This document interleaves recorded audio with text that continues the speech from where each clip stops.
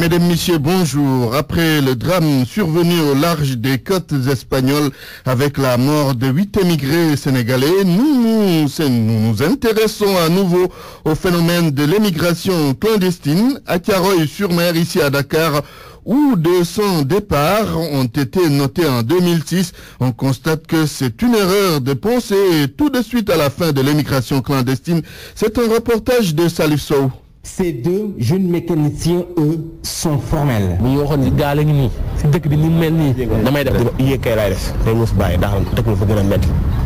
La fin de l'immigration clandestine n'est pas pour demain, selon ce membre d'une association engagée dans la lutte contre le phénomène. Je me présente, je suis Amadou Lamine Gana Diop,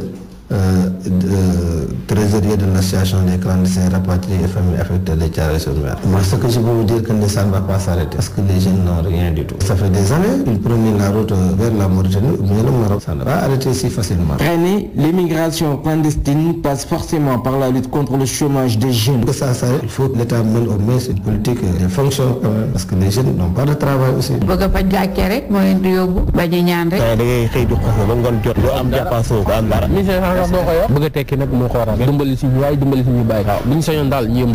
Chez ces jeunes, la fin justifie les moyens. Ils tiennent ainsi à réussir légalement ou clandestinement au grand dent de leur poche. Mes enfants sont partis depuis 2006. Aucune de leurs nouvelles. Jean, mon fils et les deux fils de ma petite sœur sont partis. Impulsivement, elle a assisté au départ des membres de sa famille. Thiaroye-sur-Mer a enregistré plus de 200 départs. Les 50% sont morts ou portés disparus. Salif Sow, Thiaroye-sur-Mer. Radio Futur Média. La sécurité au building administratif, elle semble faire défaut avec des locaux vétustes, des branchements électriques pas rassurants et autres signes d'insécurité notés par notre reporter. Et pour toutes ces raisons, le Premier ministre Aminata Touré devrait quitter les lieux pour l'ancienne maison militaire. L'insécurité au siège du gouvernement du Sénégal, une réalité que les travailleurs qui y officient ne veulent pas ouvertement aborder. Mantouré. Ce fonctionnaire est la 7e personne rencontrée. Nous espérons qu'il veuille bien se prononcer, mais à la vue de notre micro, il s'est esquivé un petit sourire en signe d'excuse. Il a juste accepté de répéter, mais hors antenne, ce que les 6 derniers interlocuteurs ont dit. Le building administratif est vétuste, délabré, à la limite décrépite. Nous nous sommes rendus à l'intérieur pour constater ces dires. De larges fissures par-ci par-là, la peinture beige est craquelée, une peinture datant de longtemps, car la poussière et la saleté ne l'ont pas épargné. Des vitres fissurées, les agents de nettoiement en tenue verte s'activent, mais il est difficile de rendre brillants ces carreaux usés. Les branchements électriques douteux nous rappellent l'incendie qui a failli dévorer le ministère de la Justice. Certains ministères, eux, font office de nid pour les pigeons.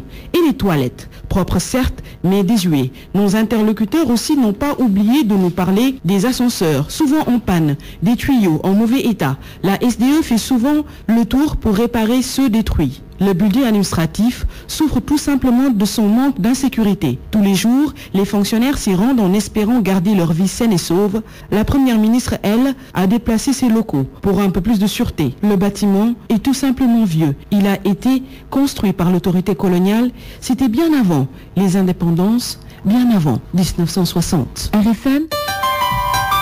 Barassadi et la série d'affaires qui le concerne cette fois-ci.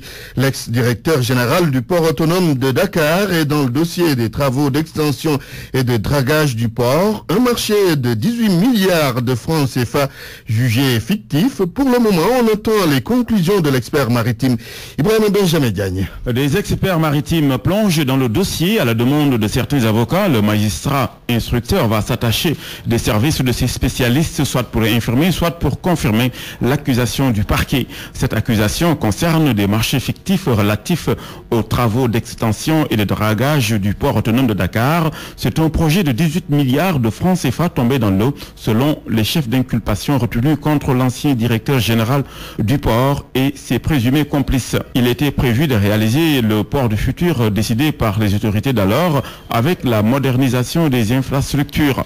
Pour le maître des poursuites, les travaux n'ont pas été exécutés, ce qui conduit à l'arrestation de Barassadi, de son directeur administratif financier Mohamed Soumaré, du secrétaire général du port autonome de Dakar Oumar Diagne Thiam, ainsi que tous les membres de la commission des marchés du port autonome de Dakar. Des fournisseurs sont également épinglés pour complicité. Ils sont placés sous mandat de dépôt le 28 novembre 2013.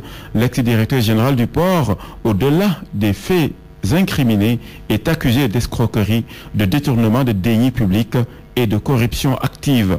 Le cumul des préjudices est estimé à 48 milliards de francs CFA. Ibrahim Benjamin Diagne, acte 3 de la décentralisation. Pourquoi ça grogne dans certaines communes? C'est le cas à Dakar et à Rufisque, parce que la nouvelle réforme territoriale va beaucoup affecter les grandes villes. Explication Babacar Fall. Dans des villes comme Dakar, Pikine ou Guédiawaye par exemple, on va voir les compétences des municipalités amoindries, cela au profit des communes d'arrondissement qui vont devenir des communes de plein exercice. Donc, les villes en tant que collectivités locales ne vont pas disparaître, mais elles verront leur champ d'action réduit, même si par ailleurs, elles vont garder leur autorité dans des domaines comme la voirie ou la gestion des ordures. Les communes d'arrondissement qui avaient jusqu'ici des compétences limitées dans les domaines comme l'éducation ou l'éclairage public et autres vont être renforcées. L'incidence majeure, c'est sur l'argent. Les ressources financières des grandes mairies des villes vont forcément chuter, même si la réflexion se poursuit sur la nouvelle clé de répartition. Le nouveau secrétaire général de l'UJTL, choisi par Maître Abdoulaye Wade, en remplacement de Baragaï, répond à ceux qui le contestent. Toussaint Manga déclare que ses frères de parti qui l'attaquent ont été choisis de la même façon que lui, notamment le trésorier général. En plus, il a fait savoir qu'il est à la tête de l'UJTL, le temps de préparer le prochain congrès. Toussaint Manga est joint par El Hadj Daouda Diouf. L'actuel trésorier général qui a eu à faire ce communiqué-là, juste pour rappeler que lui-même n'était pas trésorier général de l'UJTL. C'est M. Malik Sarr qui était trésorier général de l'UJTL. Et après le départ de M. Malik Sarr, il a été lui mis en tant que trésorier adjoint, il a été mis au poste de trésorier général. Aujourd'hui aussi, le même principe qu'il a amené lui à être trésorier général après le départ de Malik Sarr, c'est le même principe qui m'amène aujourd'hui à être secrétaire général de l'UJTL après le départ de Modou Baragaï.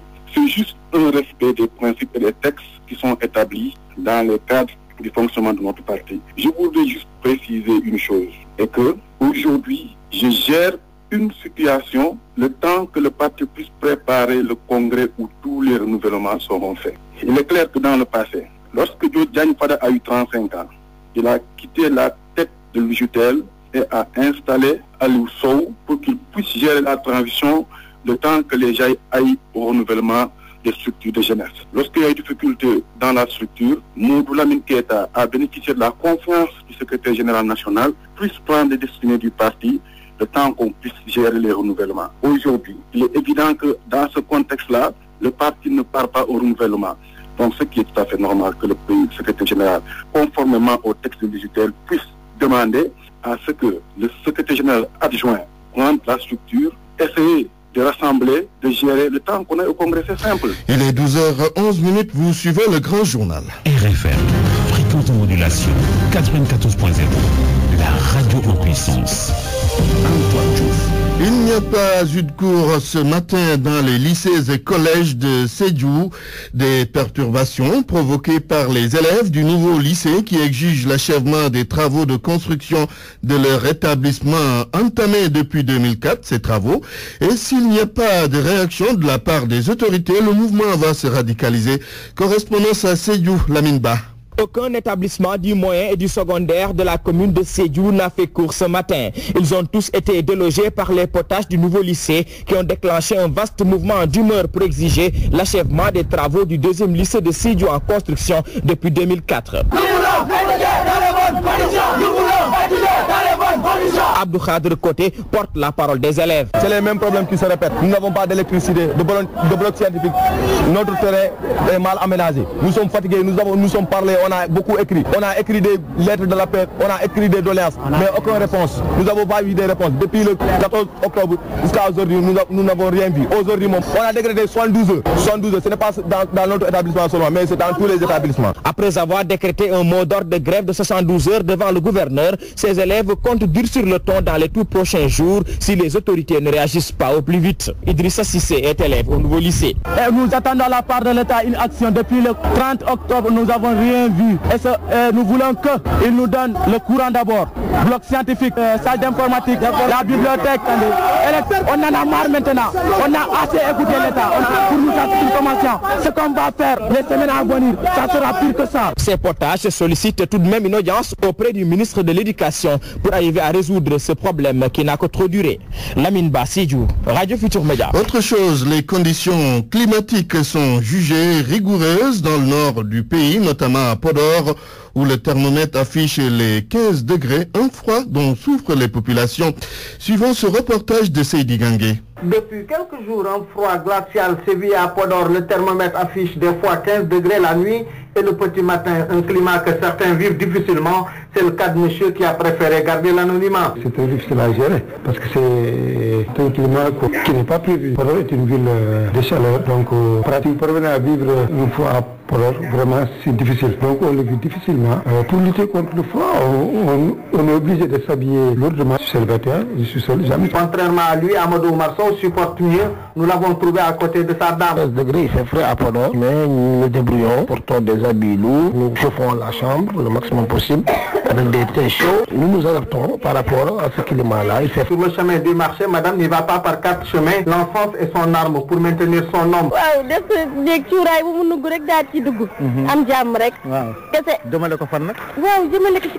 Une attention particulière est de mise pour éviter les incendies et autres asphyxies avec l'utilisation de l'encens.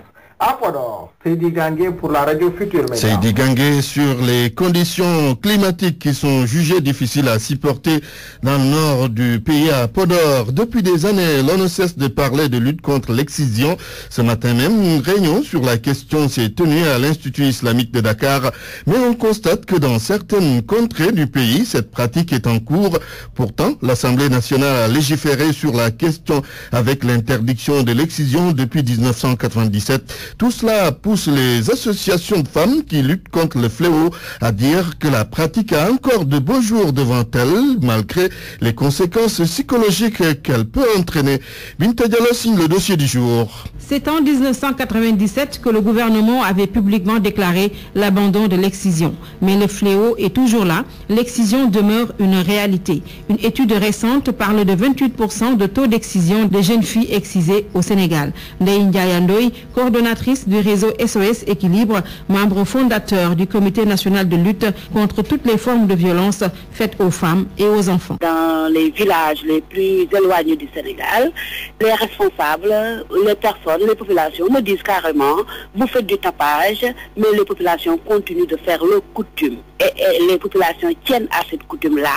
Parce que tout simplement, il y a une mentalité qui ne bouge pas quelque part.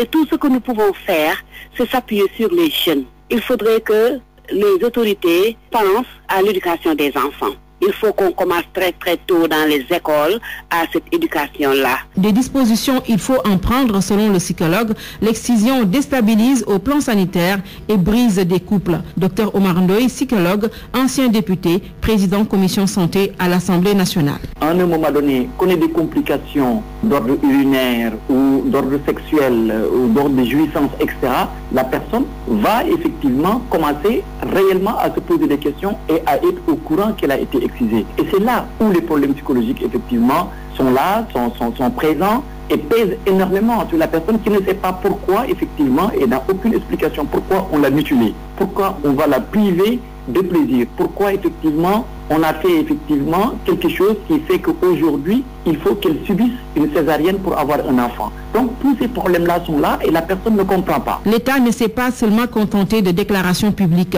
mais des mesures d'accompagnement ont été également prises. Des mesures qui n'ont pas stoppé le fléau. On continue de mutiler parce que les mesures prises ne sont pas adaptées aux réalités des terroirs. C'est ce qu'avance Ndeye Ndiaye Ndoye de SOS Équilibre. On ne doit pas aller quelque part imposer à des populations des mesures. On ne doit pas leur imposer ça. Il faut commencer par le dialogue. Il faut commencer par la concertation et trouver des consensus. Parce que les populations elles-mêmes savent ce qu'elles veulent. Si vous allez avec votre projet dire que nous allons faire ça, les populations vont vous écouter, mais dès que vous tournez le dos, elles font ce qu'elles veulent. C'est ça la réalité au Sénégal. Les mesures d'accompagnement ne sont pas adaptées aux réalités des localités. En 1999, l'Assemblée nationale du Sénégal avait légiféré sur la question. 15 ans après, l'excision demeure toujours une pratique largement répandue en milieu rural. Les pratiquants encourent 5 ans de prison. Un seul a été incarcéré puis relaxé à la suite de manifestations et de pressions. RFM. L'actualité internationale. L'actualité internationale après le dossier de Binta Diallo. Bonjour Sornana Tambaye. Bonjour Antoine. Mali, après Ibrahima Boubacar Keïta, les représentants du Conseil de sécurité rencontrent les groupes armés du Nord. Toutes ces démarches entrent dans le processus de paix au Mali. En attendant les pourparlers entre le pouvoir et les groupes du Nord, l'ONU fait de son mieux pour préparer le terrain d'Abdou Diouf. Hier dimanche, ils sont rendus à Mopti où ils ont aussi rencontré le président malien Ibrahima Boubacar Keïta. Ensemble, ils ont évoqué la suite à donner au processus de paix. Les pourparlers doivent avoir lieu entre le pouvoir et les groupes du Nord, mais ils n'ont pas encore commencé. Les représentants des groupes armés du Nord Mali sont reçus aujourd'hui. Les représentants du groupe armé du Nord Mali sont reçus aujourd'hui par la délégation onusienne présente au Mali. Ces groupes armés ne sont pas homogènes, mais ont quasiment les mêmes revendications. Si le MNLA et le Haut Conseil pour l'unité de l'Azawad, deux groupes de Touareg armés, ont chacun des représentants non contestés actuellement à Bamako, mais c'est un peu plus compliqué pour les autres groupes aussi. Et ainsi, le MAA, Mouvement arabe de l'Azawad, parle désormais à plusieurs voix. En tout cas, les représentants actuels à Bamako sont contestés par une frange du mouvement. Même situation au sein des groupes d'autodéfense sédentaires, mais contestés ou pas, les représentants des mouvements armés affirment tous la même chose. Ils veulent aider à faire asseoir une paix définitive dans le nord du Mali et se disent prêts à le dire à la délégation onusienne. Aucun groupe ne réclame plus l'indépendance d'une partie du nord du Mali, mais il faut rapidement relancer les négociations, disent-ils. Au Conseil pour l'unité et l'Azawad, on déclare être prêt pour accélérer le cantonnement des combattants à Kidal, mais qu'au retour, l'État malien doit poser les gestes d'apaisement. Pour ces négociations, il y a des groupes armés qui souhaitent que les Burkinabés tiennent toujours la corde des négociations, mais il y a également les pro-algériens et désormais les pro-marocains. Au Tchad, 6 ans après la disparition d'Ibn Omar Mahat Saleh, sa famille réclame justice. En 2008, alors qu'il était porte-parole de l'opposition tchadienne et secrétaire général du Parti pour les libertés et le développement, Saleh a été enlevé par des militaires. La justice tchadienne a rendu un non-lieu dans cette affaire. Toutefois, en juin dernier, une enquête a été ouverte en France. L'un des fils de l'opposant disparu ne veut pas que le dossier de son père tombe dans l'oubli. Centrafrique, plusieurs ex-rebelles Seleka se sont enfuis vers le nord du pays. C'est après une opération de sécurisation menée par des éléments de la MISCA et des militaires français. Ces ex-combattants sont accusés de vouloir déstabiliser le régime de la présidente Samba Panza. Ali Oukan pour les détails. Près de 200 ex-rebelles Seleka regroupés au nord de Bangui, précisément à Sibu, ont massifié dimanche les rangs des combattants terroristes après avoir échappé au contrôle des forces internationales. Suite à une opération de la force de l'Union africaine et des militaires français, le groupe de terroristes avait accepté samedi d'être cantonné dans cette ville qu'il occupait depuis plusieurs jours. Mais les Seleka, dont la présence avait été conçue comme une menace par le nouveau pouvoir centrafricain, ont finalement fui dans la nuit du samedi au dimanche, en direction de Kaga-Bandoro à 160 km au nord, selon la MISCA. Cette dernière poursuivait pendant ce temps ses opérations de sécurisation de Sibu. Une bonne partie des points stratégiques de cette ville est restée sous le contrôle de la MISCA, selon un habitant. La progression de la mission internationale s'est faite sans résistance, selon un officier. Les anti-Balaka de Sibu, milices chrétiennes d'autodéfense qui luttent contre la Seleka, ont aussi commencé à déposer leurs armes face à la force africaine. Des armes constituées essentiellement de fusils artisanaux et de petites grenades, a-t-on appris. Les ex-rebelles avaient accepté samedi d'être isolés pacifiquement par les soldats africains. Selon la MISCA, les terroristes abandonnés par leurs généraux ne semblent pas désirer affronter les forces internationales. La nouvelle présidente centrafricaine, Catherine Samba Panza, avait accusé vendredi les éléments de l'ex-Seleka regroupés à Sibu de vouloir la déstabiliser seulement 10 jours après son accession au pouvoir. pas loin en République démocratique du Congo, la société civile veut une loi d'amnistie pour les détenus politiques. Selon l'association congolaise pour l'accès à la justice, 70 personnes sont actuellement dans les prisons pour raisons politiques. En ce moment, en RDC, une loi d'amnistie pour faits de guerre est en discussion au Parlement.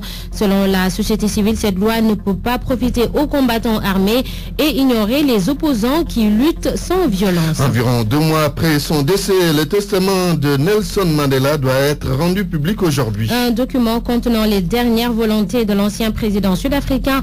L'annonce est prévue à la mi-journée à la Fondation Mandela à Johannesburg et les exécuteurs testamentaires de Nelson Mandela vont tenir une conférence de presse, Antoine. Merci Sornana Tambay pour cette page internationale. Point de vue. Regard croisé sur l'actualité du jour. Dans mon point de vue aujourd'hui, on va parler d'emploi des jeunes après la mort de 8 émigrés sénégalais au large des côtes espagnoles. Alors, qu'est-ce que vous pensez de la question de l'emploi des jeunes dans notre pays? Le débat dans quelques minutes.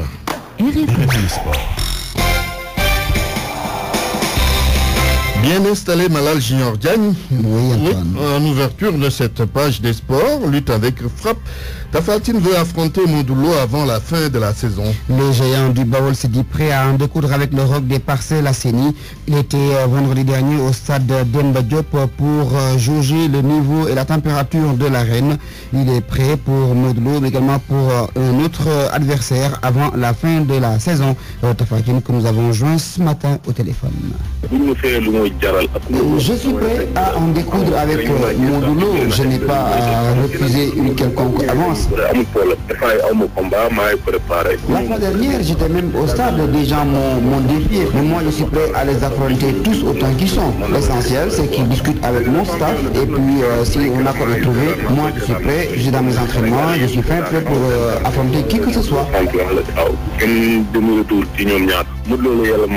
Maintenant, le problème des cachets là, ce n'est pas vraiment un problème pour nous. Tout le monde sait qu'à Bawol, nous, on n'existe pas grand-chose. Donc, il faut qu'on discute. Si on est d'accord, moi, je suis prêt, que ce soit Modulo ou quelqu'un d'autre, je suis prêt à les affronter puisque mon métier, c'est la lutte. Je m'entraîne et je suis prêt.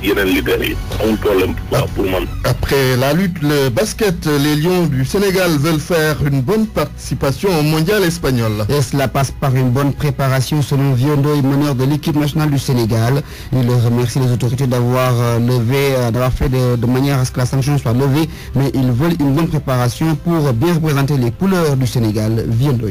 Tous les joueurs s'attendaient à ce qu'on aille à cette Coupe du Monde-là, préparer à cette échéance-là. D'abord qu'on y mette les moyens. Hein. Vous savez, il y a combien de Cannes ou bien de tournois de zone 2 où on a galéré. Maintenant, je pense que le minimum serait qu'on y mette les moyens, qu'on mette le coach dans de très bonnes dispositions pour aller superviser les joueurs, essayer de mettre en place une bonne équipe. Et puis, je pense que pour le reste, ce sera juste mettre un planning entre le coach et les dirigeants du CNBS et là, très tôt préparer l'équipe afin d'aller en Espagne. Football, Niaritali veut retrouver la voie du succès. Ce sera donc cet après-midi face à l'équipe de Touré Kunda. Les Galactiques sont derniers au classement 14e lanterne rouge pour la première fois depuis la venue de Niaritali en Ligue 1. C'est donc le plus mauvais classement de cette équipe. Avec donc l'arrivée d'un nouvel entraîneur, Lamine Dieng, les Galactiques comptent retrouver des couleurs mais également le goût de la victoire. Match prévu donc à 16h. Ce sera au stade Demba Diop. Autre match prévu à Demba Diop à 18h. L'Union sportive de Wakam croise le Dakar University Club et à Ngor à 16h. L'Olympique de Ngor croise la Senior. Antoine, vous avez un commentaire? Oui, du football toujours, mais à l'étranger. Non, vous avez aussi d'autres jours. Oui, à l'étranger, c'est bien ça. Voilà. Avec cette belle affiche qui fait courir le monde du football anglais, Manchester City qui reçoit l'équipe de Chelsea. C'est donc la place de leader qui est en jeu après la victoire hier de Arsenal. Les Citizens vont tenter donc de continuer leur marche en avant alors que l'équipe de Blues de José Mourinho a retrouvé des couleurs. En Italie, on joue également pour le compte de la 22e journée du Calcio italien. L'équipe de Genoa croise la Sampdoria de Gênes. À noter également qu'en France, c'est toujours le Paris Saint-Germain qui dicte sa loi. Les Parisiens sont leaders avec 54 points au compteur. Merci Malal Junior Diagne.